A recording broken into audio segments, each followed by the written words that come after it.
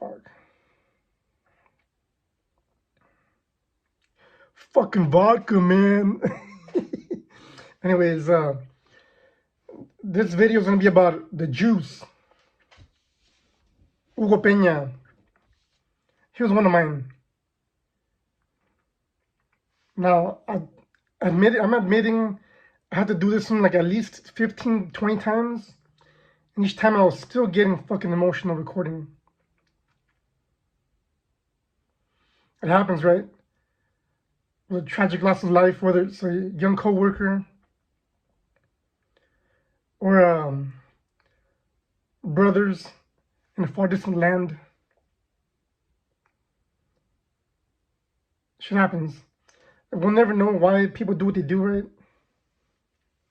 I just hope his family has been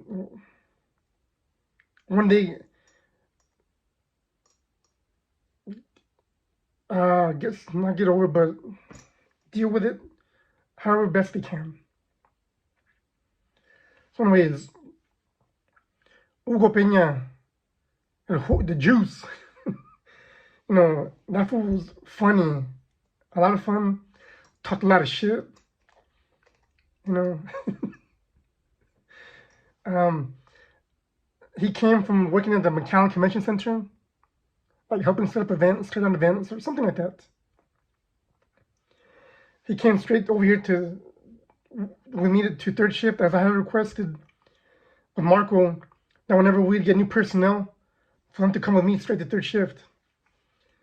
I know on first shift, they'll pick up bad habits, right? So from the beginning, he was an eager, fast learner, doing everything like fast.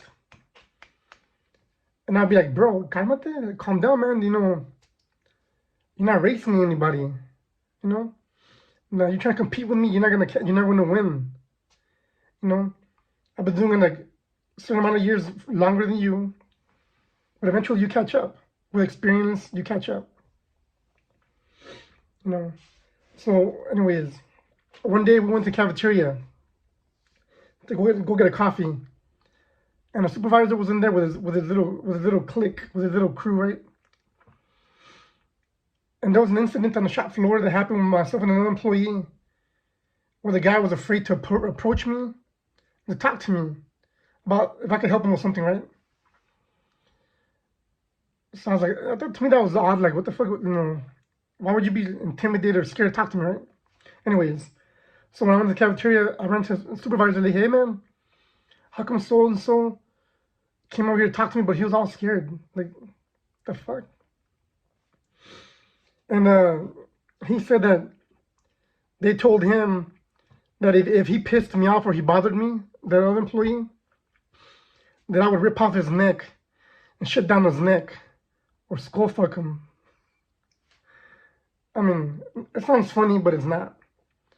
At the time, Marty, I was already dealing with all kinds of accusations, people being intimidated by me, my presence, and I didn't need more of that shit, right? So it was very unprofessional, distasteful at the very least. I didn't laugh. Hugo didn't laugh. I was just like, oh, okay. But the dude and his crew, they thought it was funny. So Hugo and I walked out of the cafeteria, and I told him, you know, Hugo, I'm gonna go to HR, complain about this because it's fucked up. It's wrong. And obviously you're my witness. I'm gonna give them your name as my witness. He said, yeah, no problem, whatever, you know. I went to HR. They were supposed to do reported it. And a couple of days later, Hugo started avoiding me, even though I was his trainer. But I kind of figured what happened because the investigation, you know, died down because of my word against them, and there was no witness on my behalf. I was a little bothered, a little upset, but I never let my feelings, personal feelings, interfere with the work. You know, I knew how to compartmentalize it and put aside my personal shit. So I resumed, you know, like nothing, training Hugo, you know, getting him up to speed, right? Yeah, he already got his stamp. Months later, he was messing up. Trying to do everything fast. He was messing up a lot. It caused a lot of reworks and a lot of damages. And the majority of the time I would fix them. But they started an investigation regarding all those damages, I guess. I don't know what he did to people. I guess he annoyed them, he pissed them off. That they were gonna get him. He was gonna get fired, terminated for quality issues. When the quality came to interview me, I would have been like the nail in the coffin for him. But I lied. I told him that it wasn't him. It had to have been some shitbags from the morning. And me being a senior guy in the off shift, having an impeccable quality record, standing and being people in corporate, the executives, knowing that my word is my bond. They knew I wasn't full of shit, so they believed me, and the investigation to get rid of Hugo was gone. I never told him, I never told anyone about that, right? And I resumed work as normal, like nothing. Yeah, like a year later, he was a cleaning strip, or a couple years later, he was a cleaning strip, and somehow someone told him what happened back then. That they had him dead to rights on the chopping block, and that someone kind of like saved him by jumping on the grenade and taking the hit. So he asked me, "Hey, Lauro, when this happened, why'd you do it? Why'd you lie?" So I just looked at him like, I'm like, dude, you're a young guy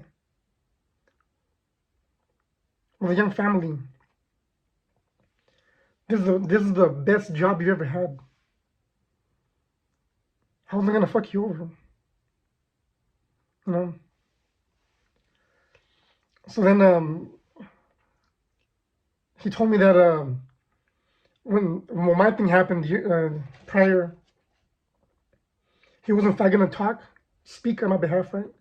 Because he was there, obviously.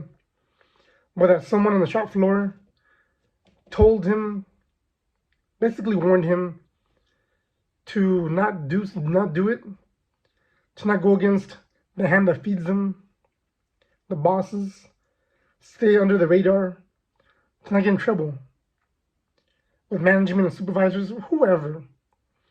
He told me the guy was Eric Forrest. I already knew it. I knew it was Eric. I never call him Eric, right? I just call him Forrest. Just fucked up, right? Like, dude, I know you're the biggest ass kisser I've ever known. The biggest brown noser I've ever known. But keep that shit to yourself, bro. Don't be fucking making other people turn to fucking cowards like your ass. So he told me that it was Forrest who fucking talked him to not fucking talking. And I told him, you know what, dude, we're good. Me and you, Hugo, we're solid, we're good. Whatever. That's why, he was one of mine. I trained him from the beginning, all his processors and whatever. Myself and probably Adelaide trained him, So he was one of mine. So I'm still kind of like, fuck. That he did what he did. We'll never know why people do what they do, right? But fuck. I just hope he's resting in peace. Or however that works. And I hope his family's okay. Yeah. So this is Hugo Peña, the juice. Funny motherfucker. And a couple weeks later, my dad followed. Fuck. Those couple weeks sucked ass, man. Have a good one.